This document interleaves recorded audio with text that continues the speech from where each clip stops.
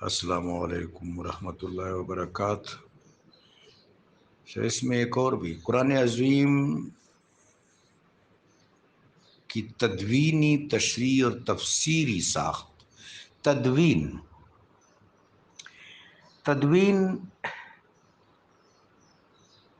نزولی بھی ہے، صعودی بھی ہے۔ صعودی نزول جو عالم بالا ہے، عالم بالا میں ہے، عرش عظیم پر منقش ہے، لوح محفوظ میں منقش ہے، امام مبین میں، بیت الالواح میں، بیت الدسر میں، سدرۃ المنتہا میں، بیت المعمور میں، بیت العزت میں، مختلف جگہوں پر قرآن پاک مرتسم اور منقش ہے۔ بل ہوا قرآن مجید فی لوح محفوظ، وہاں سطور نور سے تدوین ہے۔ تشریعی اور تفسیری، جہاں تک تشریح کا تعلق ہے، تشریعی اصل میں تصوف کی اصطلاح ہے، علم کلام کی اصطلاح ہے، اور علم فلسفہ یا علم مدنیت کی بھی اصطلاح ہے۔ تکوینی اور تشریعی، تکوین اللہ تبارک و تعالی جل شانہ نے تمام کائنات کی ساخت، کائنات کے اجزاء، کائنات کے حجم، کائنات کی فطرت، کائنات کی فطرت، کائنات کی بدعت، کائنات کی خلقت، کائنات کی تخلیق، یہ اللہ تبارک و تعالی نے اپنی منشا، اپنی حکمت اور تدبیر کے مطابق فرمائی ہے۔ اس کو تکوین کہتے ہیں۔ خود انسان بھی تکوین کے درجے میں مجبور محض ہے۔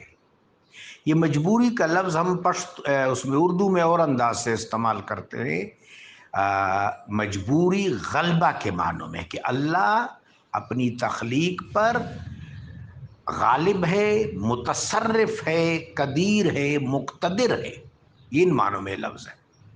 پھر اللہ تبارک و تعالیٰ نے تکوینی طور پر کائنات کی ساخت مکمل فرما کر مخلوقات کو تکوینی طور پر روبہ ظہور فرمانے کے بعد، خواہ وہ معنوی سطح پر ہو یا شہودی سطح پر، ان کو روبہ ظہور فرما کر اللہ نے انسان کو خاتم المخلوق اور مرتبہ جامعہ کی حیثیت سے رو پذیر فرمایا اور ان کو اپنا خلیفہ بنایا، اور ان کو تشریعی اختیار دیا۔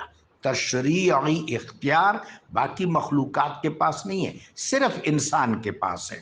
توفیقی اختیار، تشریعی اختیار۔ تو تشریع کی اصطلاح جو ہے اس کا معاملہ اور ہے۔ تدوین پر بات ہو گئی، تفسیر کی بات آپ نے فرمائی۔ فسرا مادہ تخریج ہے۔ فسرہ کا لفظی مطلب ہے کہ کسی چیز کو باریک ٹکڑوں میں، ٹائنی پیسز میں تقسیم کرنا، اس حد تک تقسیم کرنا کہ مزید تقسیم نہ ہو سکے، اور اس طرح تقسیم کرنا کہ اس کو چبانے میں، ہضم کرنے میں آسانی ہو، یہ لغوی مطلب ہے۔ تفسیر سے مراد قرآن عظیم کی شرح کرنا، تاکہ قرآن پاک کہ جو محکمات ہیں وہ سمجھنے کے لیے آسان ہو جائے۔ اور تفسیر کبھی بھی خارج سے نہیں ہوتی، تفسیر داخل سے ہوگی۔ سب سے پہلے قرآن پاک کی تفسیر قرآن کے اندر ہے، اور پھر احادیث مبارکہ میں اس کی تفسیر موجود ہے۔ ہمارے ہاں ایک بہت بڑا تعطل پیدا ہوا کہ بنو امیہ کا جو 93 سالہ دور تھا، اس میں وہ احادیث جن میں قرآن پاک کی تفسیر بیان کی گئی وہ صیغہ اخفا میں چلی گئیں۔ آج ہمارے پاس ہر آیت کی ایسی تفسیر موجود نہیں ہے جو احادیث سے کی گئی، حالانکہ میرے آقا نے ہر آیت کی تفسیر حدیث سے کی ہے۔